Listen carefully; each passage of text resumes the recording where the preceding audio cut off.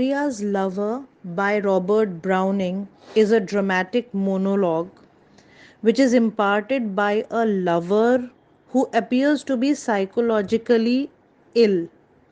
There is some psychological abnormality, and this lover appears to be crazy and paranoid.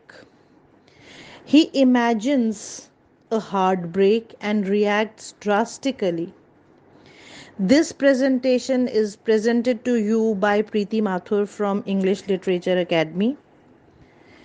The poem starts with the words, "The rain set early in tonight, the sullen wind was soon awake. It tore the elm tops down for spite, and did its worst to vex the lake." So we are told that it was evening time and it was raining heavily. Strong wind is personified. It broke elm trees and troubled the lake. The lover appears to be mentally unstable, and these words depict his state of mind. He further says, "I heard the terrible sounds of nature, and at that moment Porphyria came inside and shut the door behind her, leaving the storm outside. She kneeled down and blazed the fire in the cheerless grate, that is, fireplace, and rendered the whole cottage warm. I listened with heart fit to break." That is the speaker or the lover. He is talking about the sounds that he is able to hear of the storm outside. When glided in Porphyria strait, she shut the cold out and the storm, and kneeled and made the cheerless grate blaze up and all the cottage warm. Further, he says, "Which done, she rose, and from her form withdrew the dripping cloak and shawl, and laid her soiled gloves by, untied her hat, and let the damp hair fall, and last she sat down by my side and called me. When no voice replied, she put my arm about her waist, and made her smooth white shoulder bare, and all her yellow hair displaced, and stooping made my cheek lie there, and spread over all her yellow hair, murmuring how she loved me. She, too weak for her heart's endeavor, to set its struggling passion free, from pride and vainer ties dissever, and give herself to me forever." So we are told that she then rose and removed her wet cloak and shawl, and then she removed her gloves and hat also, untied her hair to dry them up, and then sat beside the lover, called him softly by his name, and lovingly put his arm about her waist, and removed clothing from her shoulder when she did not get any response from the lover. This shoulder was smooth and fair and beautiful. Then she made the lover stoop a little so that his cheek lay upon her bare shoulder, where her golden hair were scattered. She then told the speaker in a murmuring soft voice that she loved him much. But the speaker feels that she is too weak a character for such bold an endeavor as love. If she could not give herself to the lover forever and wholly, that is, with body, soul, and mind, as true lovers do, it is because she gives more importance to her vain pride, and she does not give herself fully and absolutely to the lover because she belonged to a rich aristocratic family and he was perhaps poor. She is blamed by the lover or speaker of being untruthful and disloyal because she is not succumbing wholeheartedly to his love, and he imagines that one day she would leave him.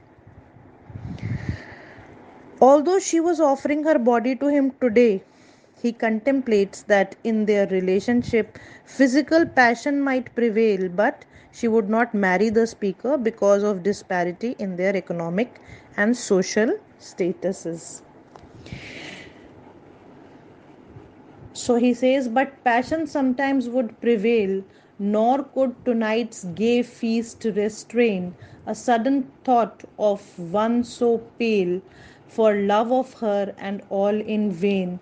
So she was come through wind and rain, but sure I looked up at her eyes, happy and proud. At last I knew Porphyria worshipped me. Surprise made my heart swell, and still it grew while I debated what to do. We are told that she had discarded a gay feast, that is a jubilant rich party, to be with her lover. And at that moment, a sudden thought arises in the speaker's mind that this was a weak relationship and their love was also pale, that is not strong, and vain, that is leading to no consequence or not leading to marriage.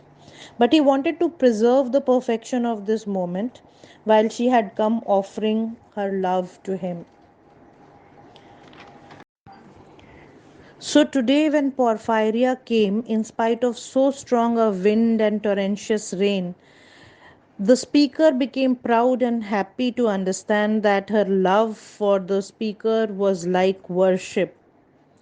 He looked into her eyes and realized that she was devoted to him, and this thought made his heart to swell, and this surprise made him feel elated, and a conflict erupted in his mind about whether she would show loyalty towards him, whether she would succumb to the societal pressures and will marry someone else. So he was in a dilemma what to do. He debated within his own mind. That moment she was mine, fair, perfectly pure and good. Mine word is repeated to emphasize that at that moment, Porphyria was totally in his embrace, and he wanted to preserve the sanctity of that moment when uh, they were in each other's arms. So that moment she was mine, fair, perfectly pure and good. I found a thing to do, and all her hair in one long yellow string I wound 3 times her little throat around and strangled her. No pain felt she. I am quite sure she felt no pain. Again, repetition of the same thing. He is emphasizing on something that while he killed her, she felt no pain. So at that moment, when he felt that she was completely his, beautiful, pure, and good, it was at that moment he decided to do something so that she remains his forever. He strangled her with her own golden hair by winding them 3 times around her delicate fair neck, and then he emphasizes that I'm sure she died without pain. The lover uses a simile next to describe the dead body.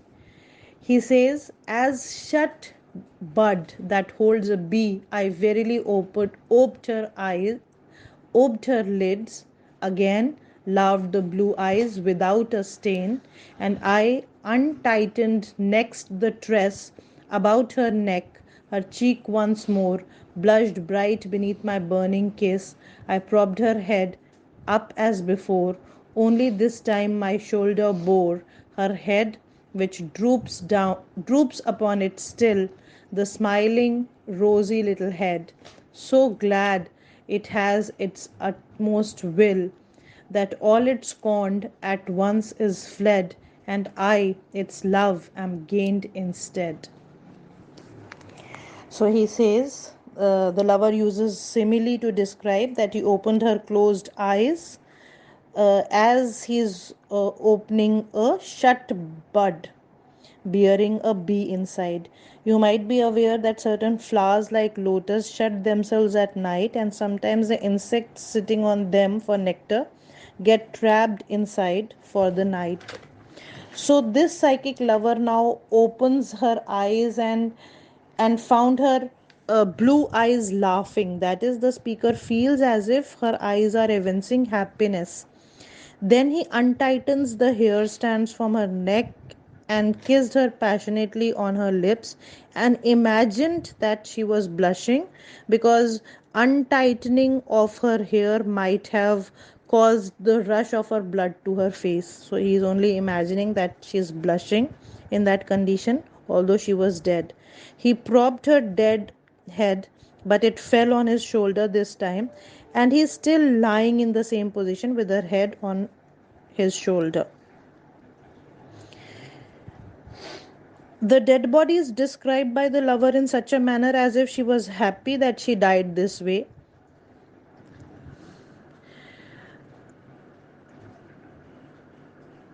Her, her head which droops upon it still, the smiling rosy little head, so glad it has its utmost will, that all it scorned at once is fled. That means what? This way, her wish to be with her lover forever got fulfilled. According to this psycho lover, she is now away from all that she scorned or disliked, and in turn, he has also gained her love forever. Porphyria's love, she guessed not how her darling one wish would be heard, and thus we sit together all night long we have not stirred, and yet God has not said a word. So he says that she would not have guessed how her wish to live with me forever would get fulfilled. Therefore, now we sit together all night long beside each other without moving, without having to part with one another. And this time, even God is not raising an objection. The society is not raising an objection to this union. This means now even God cannot part them. This poem by Browning is a case study of a man suffering from psychosis, and this presentation is given to you by Preeti Mathur from English Literature Academy.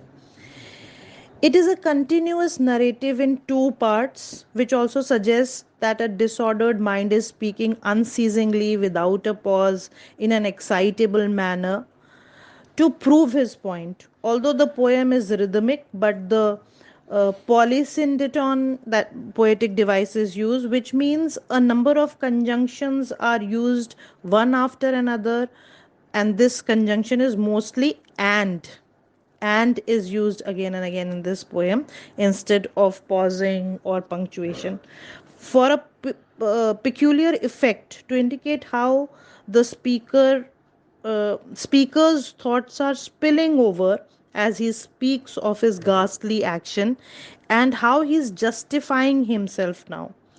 Description of the storm in the beginning of the poem, with wind personified as hostile, unruly, and cruel, is a reflection of abstract emotions in the natural world. It helped to set the tone of the poem, depicting pathetic fallacy. It also uh, was um, the lover's own psychological state of mind. Porphyria name means purple, and this color was symbolic of uh, uh, aristocracy and richness. Showing of bare shoulder and bearing her head in front of a man to whom she was not married was a sign of sexual availability, especially in terms of Victorian era, or if we consider her as a Victorian woman. He does not reply to what she says to show his dissent and to manipulate her in love so that she would give in to his pressure tactics. Silent treatment is also a kind of exploitation. He feels she is not strong enough as a lover to be able to bring their love to marriage, and she would never leave the social bonds to accept her humble lover for life. This idea makes him sick and doomed. Uh, till this moment, he had been passive, but now he does something, and a reversal takes place. He tries to achieve happy ending by killing her and possessing her and seizing the moment of love. He tries to convince himself that she felt no pain to justify his act. He imagines her eyes to be laughing, to convince himself that Porphyria is happy to be dead and in his arms, and this is love and not violence at all. The horror continues as he kisses her dead body and manipulates her corpse to imagine that she was blushing and smiling.